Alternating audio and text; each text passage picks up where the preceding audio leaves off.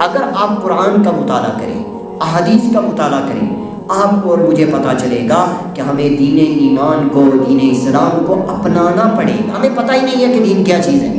خالص voter list کے اندر ہمارا نام ہے کہ عبدالرؤوف صاحب ہیں، غلام محمد ہیں۔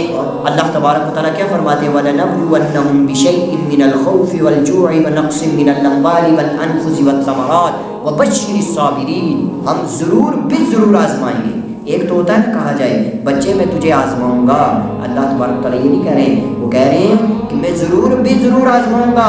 بِشَيْءٍ مِّنَ الْخَوْفِ، کبھی خوف ڈالوں گا دشمن کا کہ آج تمہیں ملک سے نکال دیا جائے گا، یہ کر دیا جائے گا، وہ کر دیا جائے گا، ڈالوں گا، دیکھوں گا ایمان تمہارا ڈگمگاتا ہے یا نہیں، دشمن کے ساتھ ہو جاتے ہو یا میرے راستے پر رہتے ہو۔ اور کبھی مال میں کمی کروں گا کسی بھی ذریعے سے، تو ہم دیکھتے رہتے ہیں اپنی زندگی کے اندر۔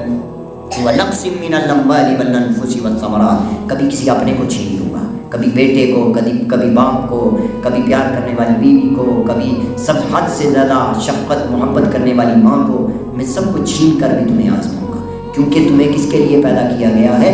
انکم خلقتم، کہ تم کو میں نے آخرت کے لیے پیدا کیا تھا، اس کائنات کو تمہارے لیے، لیکن تم کو میرے لیے پیدا کیا گیا تھا۔ اسی لیے اللہ تبارک و تعالیٰ کہ یہاں اگر کوئی انسان اپنی جان کو ضائع کرتا ہے تو جان کس کی ہوتی ہے؟ اپنی ہوتی ہے نا، غیر کی تو نہیں ہوتی ہے۔ تو کوئی انسان خودکشی کرتا ہے تو خودکشی کرنے والے کو یہ کیوں کہا گیا ہے کہ خودکشی کرنے والا چاہے ایمان والا ہو غیر ایمان والا ڈائریکٹ جہنم میں جائے گا؟ کیونکہ جان اپنی نہیں اللہ کی تھی۔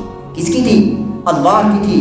اسی لیے کیا فرمایا گیا کہ جو روح ہے یہ ہمارا حکم ہے، جب ہم چاہتے ہیں جسم میں ڈالتے ہیں، جسم زندہ ہو جاتا ہے، اور جب ہم چاہتے ہیں جسم سے نکال دیتے ہیں۔ تو یہ روح ایسی چیز ہے۔ تو اللہ تبارک و تعالیٰ نے جان دی ہے، تو اس جان کا حق ہے کہ اللہ تبارک و تعالیٰ نے آنکھ دی ہے، اس کا حق ہے کہ جہاں اللہ تبارک و تعالیٰ نے فرمایا ہے وہاں دیکھا جائے۔ اللہ تبارک و تعالیٰ نے زبان دی ہے، تو اس زبان کا حق یہ ہے کہ جہاں پر زبان بولنی چاہیے، کھلنی چاہیے، تو وہاں پر کھلے۔ تو ہماری زبان کہاں کہاں چلتی ہے ہمیں پتہ ہی نہیں ہوتا ہے۔ ہماری زبان سے دوسروں کے دلوں پر کیا کیا آرے چل جاتے ہیں، دوسروں کے دلوں کو ہم کیسے توڑ دیتے ہیں۔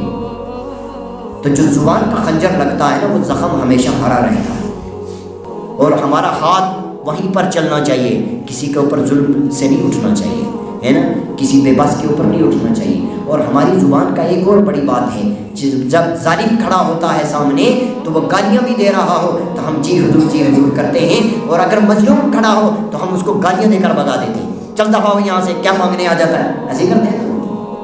تو یہ ہماری زبان کا کنٹرول ہے کہ ہماری زبان ایسی چلتی ہے، مظلوموں کے اوپر تو برستی ہے اور ظالموں کے آگے جی حضوری کا پناہ کرتی ہے۔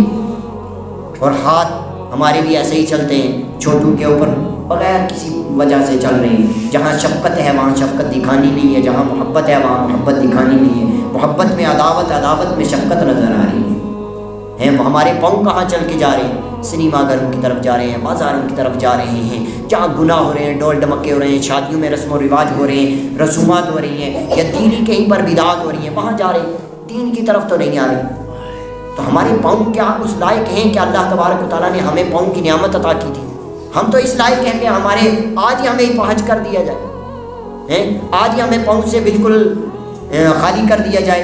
ہر دی ہوئی نعمت اللہ تبارک و تعالیٰ کی نعمت۔